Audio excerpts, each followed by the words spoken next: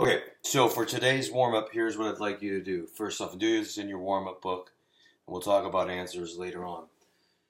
Cross a female T, big T, little t, with a male little t, use a Punnett square. Be sure to write down all the probabilities you would get for each of the different children. Name the 6 steps of the cell cycle. Name the steps of mitosis. And then please write down one key event for each step of the cell cycle. Now, go ahead and do that in your warm-up book. Stop the video and then come back to it when you're done with your warm-up.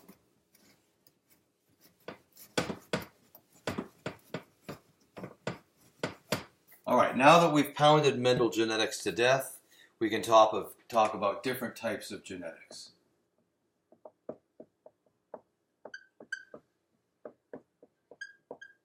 And there are 4 main types of genetics beyond dominant recessive. So we already know about dominant recessive genetics. And that was all discovered by Mendel. And then he discovered bits and pieces of this stuff along with other people as well. So the first type of genetics I want to talk about is called incomplete dominance.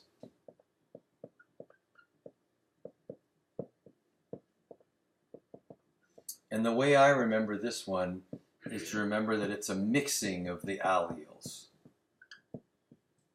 So for example, let's say you took a pink flowered plant and you mated it with a white flower, or a red flowered plant and you mated it with a white flowered plant, and all the babies were pink flowered.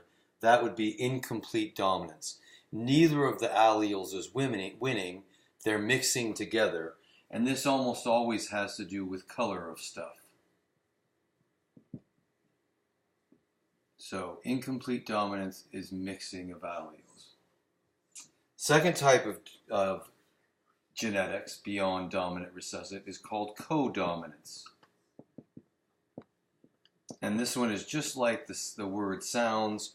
Both of the alleles win.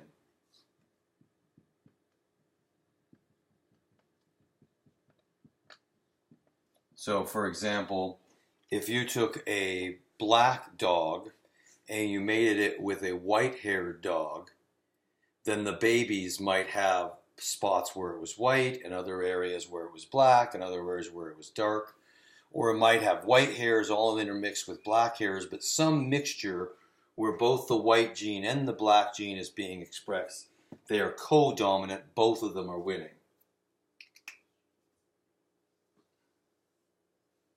Now the third type of genetics is called multiple alleles.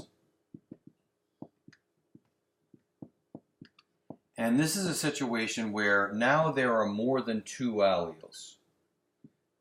Up until now, everything we've talked about, there's pretty much only been 2 possibilities. Blue or brown, white or black, tall or short. But with multiple alleles, there are many. So there would be greater than or equal to 3 alleles. And for some things, there's a whole bunch, 6 or 7. So for example, if you're talking about fur color, in rabbits, there's a whole bunch of different allele possibilities. It can be white, black, brown, gray, a mixture of all those. So there's a whole bunch of different things. And the way that they interplay with each other might be codominance, might be incomplete dominance, and it might even be dominant recessive genetics. So for example, in rabbits, I believe black is dominant to a bunch of other colors. But other times you would mix the 2 colors together. So multiple alleles is when you have greater than 3 alleles or equal to 3, and there are many different possible outcomes. Eye color in human beings would be multiple alleles. Now the last kind is by far the most complicated and the most exciting, and these are called polygenic traits. And in polygenic traits, there's more than 1 gene involved. So now instead of just having 1 gene determining 1 outcome, now the outcome of a trait is coming from multiple genes. An example of this would be skin color in humans. In human beings, skin color is determined by a whole subset of genes. We think there may be as many as 5 or 6 different genes, all involved in skin cancer, or involved in skin color. For example, another polygenic trait would be anything behavioral. The way that one person behaves compared to another person is very different. We know this is going to be dependent on a whole subset of genes, perhaps a whole bunch of different things that involve to make your behavior. So just to repeat, we've learned about 4 other different types of genetics after dominant recessive, which was determined by Mendel. We have incomplete dominance, where there's a mixing of the alleles. We have codominance, where both alleles win and both alleles are expressed and you see both colors. You have multiple allelic genes, where there are many different possible alleles for one single gene. And then finally, the most complex, and this is what happens in human beings a great deal, polygenic traits, which is where you have multiple genes all working in a concert together to determine the actual way that it looks, or the way that it acts, or the way that it does something. Going back to the warm-up from today, we first asked crossing a TT with a little t, big T. So that would look something like this. Big T, little t, little t, little t. This is the dude. This is the dudette.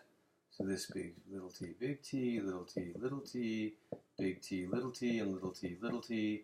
So this one are short. These two are tall. And 50% are tall, and 50% are short. The next question were the 6 steps of the cell cycle. So that would be interphase, which is very, very long, by far the longest phase of all the different phases. Then we have mitosis, which is prophase, metaphase, anaphase, telophase. That's 5 parts. And then we end up with cytokinesis. The 4 steps of mitosis are PMAT, prophase, metaphase, anaphase, and telophase. And then key events for each one. The key event in interphase is the duplication of the DNA right towards the end as it gets ready to replicate and go through mitosis. In prophase, this is the very, very beginnings when the centrioles are beginning to move to opposite poles, as well as all the material just begins to move and the nuclear envelope begins to disappear. By the time we get to metaphase, all the chromosomes are lined up right smack dab in the middle of the cell, getting ready to separate, half of them going each way. By the time we get to anaphase, the centrioles are very well clear, all of the spindle fibers are there, and the chromosomes are moving to opposite poles as you begin to create 2 cells that each have half of everything. Finally get to telophase, where the nuclear envelope is slowly beginning to appear again. We have the beginning of pinching in, if it's an animal cell, or moving out using a cell plate if it's a plant cell. And then finally we reach cytokinesis, where we finish pinching in and we've created 2 cells, and that's the end of the cell cycle. And now we're back to interphase again. Please be sure to work on the assignments that come after this.